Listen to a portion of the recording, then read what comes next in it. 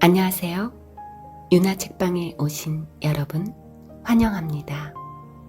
오늘은 피천득의 수필 인연과 함께 하겠습니다.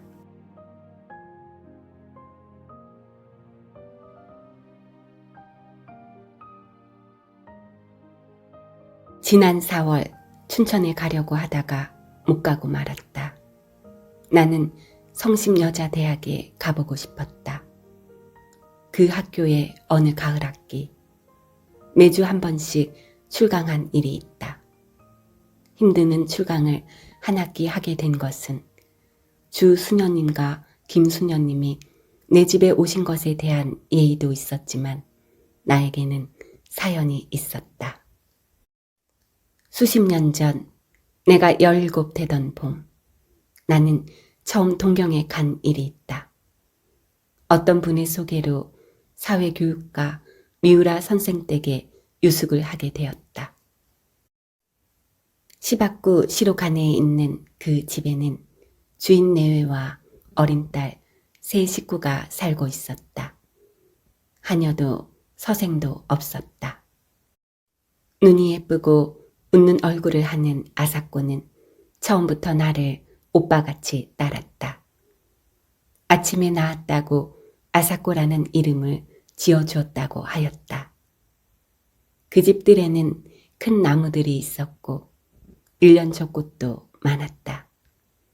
내가 간 이튿날 아침, 아사코는 스위트 피를 따다가 꽃병에 담아 내가 쓰게 된 책상 위에 놓아주었다. 스위트 피는 아사코같이 어리고 귀여운 꽃이라고 생각하였다.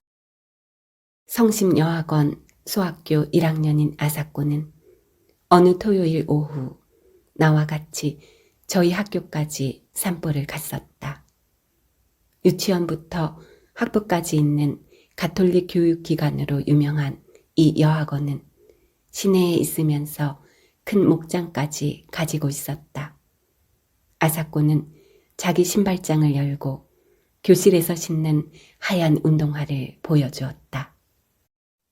내가 동경을 떠나던 날 아침, 아사코는 내 목을 안고 내 뺨에 입을 맞추고 제가 쓰던 작은 손수건과 제가 끼던 작은 반지를 이별의 선물로 주었다.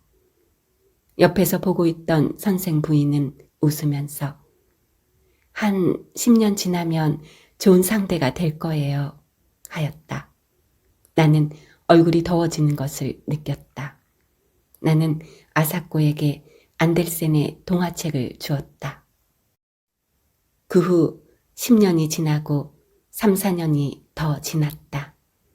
그동안 나는 국민학교 1학년 같은 예쁜 여자아이를 보면 아사코 생각을 하였다. 내가 두 번째 동경에 갔던 것도 4월이었다. 동경역 가까운데 여관을 정하고 즉시 미우라 댁을 찾아갔다.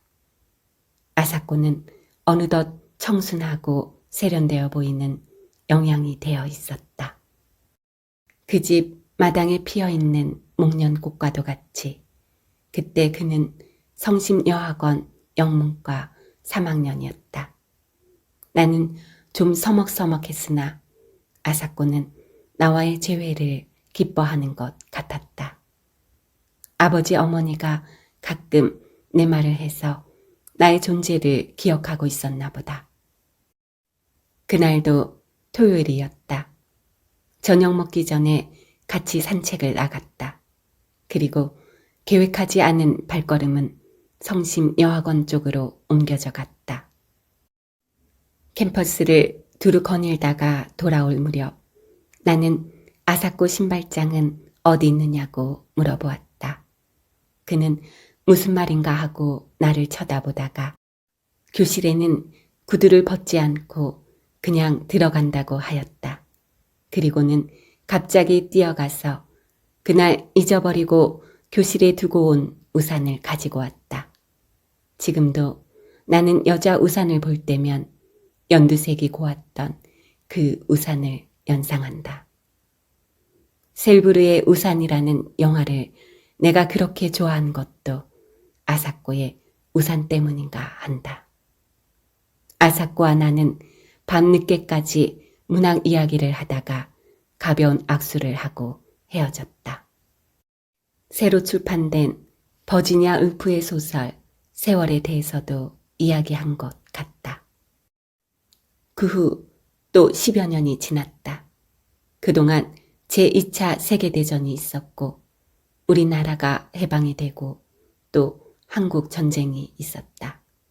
나는 어쩌다 아사코 생각을 하곤 했다. 결혼은 하였을 것이요. 전쟁통에 어찌 되지나 않았나. 남편이 전사하지나 않았나 하고 별별 생각을 다 하였다. 1954년 처음 미국 가던 길에 나는 동경을 들러 미우라 댁을 찾아갔다. 뜻밖의 그 동네가 고스란히 그대로 남아 있었다. 그리고 미우라 선생네는 아직도 그 집에서 살고 있었다. 선생 내외부는 흥분된 얼굴로 나를 맞이하였다. 그리고 한국이 독립이 돼서 무엇보다도 잘 됐다고 치하를 하였다. 아사코는 전쟁이 끝난 후 메가더 사령부에서 번역 일을 하고 있다가 거기서 만난 일본인 이세와 결혼을 하고 따로 나서 산다는 것이었다. 아사코가 전쟁 미망인이 되지 않은 것은 다행이었다. 그러나 이세와 결혼하였다는 것이 마음에 걸렸다. 만나고 싶다고 그랬더니 어머니가 아사코의 집으로 안내해 주었다. 뾰족 지붕에 뾰족 창문들이 있는 작은 집이었다. 20여 년 전 내가 아사코에게 준 동화책 겉장에 있는 집도 이런 집이었다.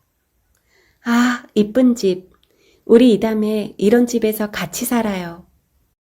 아사코의 어린 목소리가 지금도 들린다.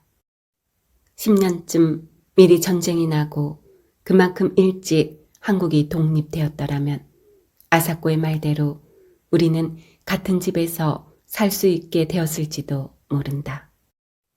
뾰족 지붕에 뾰족 창문들이 있는 집이 아니라도 이런 부질없는 생각이 스치고 지나갔다. 그 집에 들어서자 마주친 것은 백합같이 시들어가는 아사코의 얼굴이었다. 세월이란 소설 이야기를 한 지 10년이 더 지났었다. 그러나 그는 아직 싱싱하여야 할 젊은 나이다. 남편은 내가 상상한 것과 같이 일본 사람도 아니고 미국 사람도 아닌 그리고 진주군 장교라는 것을 뽐내는 것 같은 사나이였다. 아사코와 나는 절을 몇 번씩 하고 악수도 없이 헤어졌다. 그리워하는데도 한 번 만나고는 못 만나게 되기도 하고 일생을 못 잊으면서도 아니 만나고 살기도 한다.